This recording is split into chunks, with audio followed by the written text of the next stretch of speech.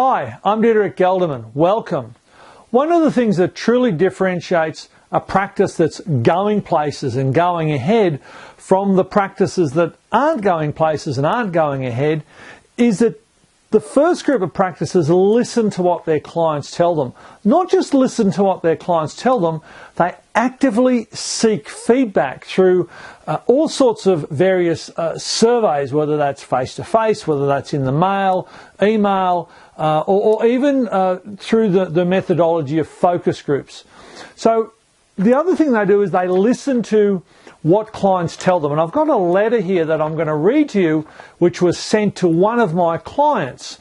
It was sent to one of my clients by a client of his called Jonathan West.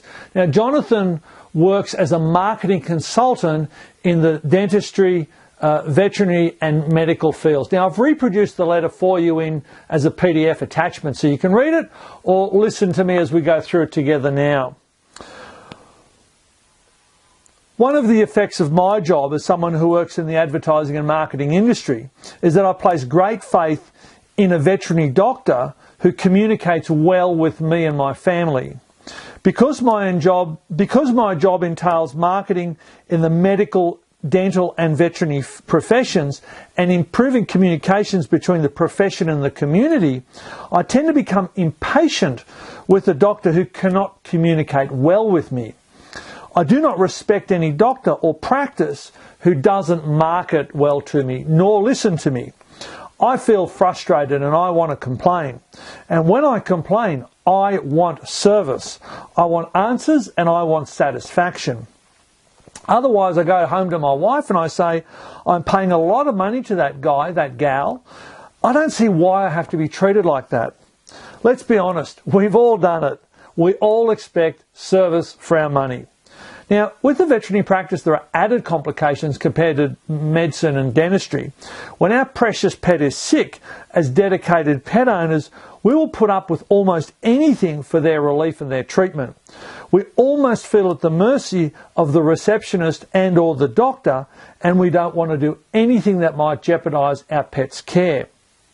But we're not really any different from the client or customer in the supermarket or in the bank.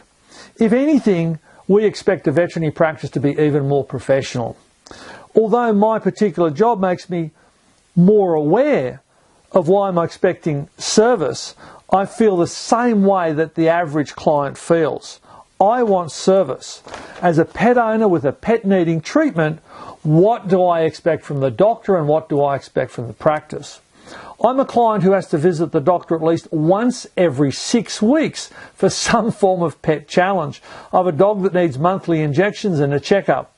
I have another dog who is fairly healthy and only needs to go in about once a year.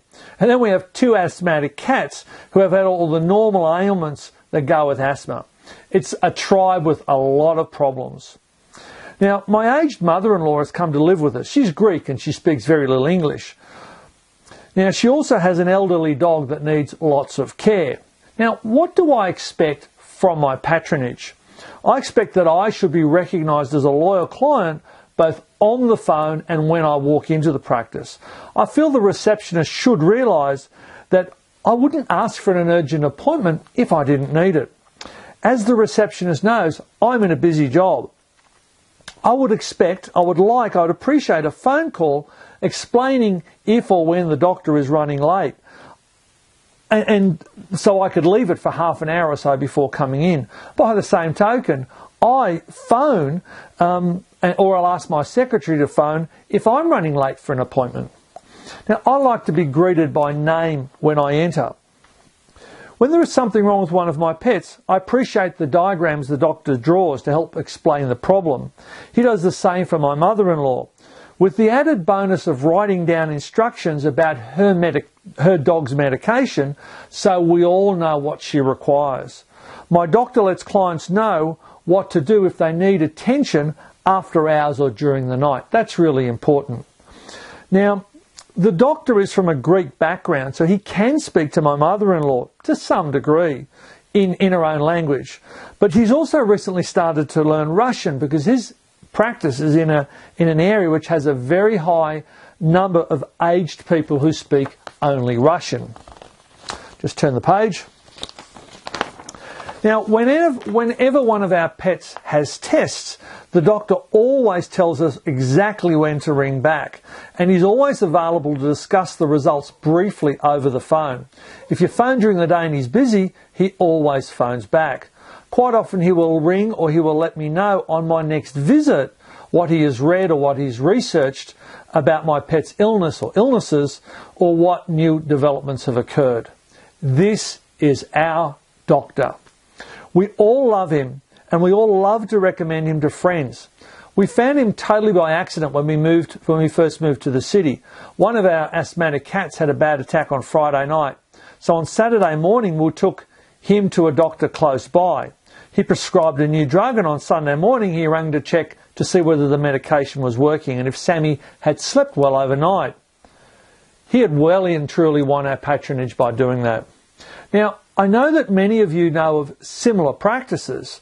What my doctor is doing adds to his workload, but it follows good marketing, good communication principles, and therefore bonds us clients more tightly to the doctor and to the practice. All over the world, clients are being educated to expect much, much more as clients and customers of all businesses. Communication and marketing skills are important skills for the owner and or the manager of every small business, including veterinary. And not just the manager and not just the owner, in fact, all team members. All team members need to be excellent communicators. As with other small businesses, 80% of your business comes from just 20% of your clients, that top 20%. It's up to you to develop that top 20% of clients to be the ones that you enjoy working with, truly enjoy working with. And then you need to charge them a fair fee for the type of service that you provide. With veterinary practice, your clients are pet owners, and that ratio still applies, the 80-20 rule. It's just as important to develop your marketing and your communication as it is to become efficient in administering your practice and in your hands-on veterinary skills. Remember, I'm your client. So I thought that was an interesting letter to read out to it. There's a lot of home truths and a lot of take-home messages in there. So read the PDF that I've attached or go through this video a couple more times, take out the key points and then put them into action in your practice. See you next week. Bye for now.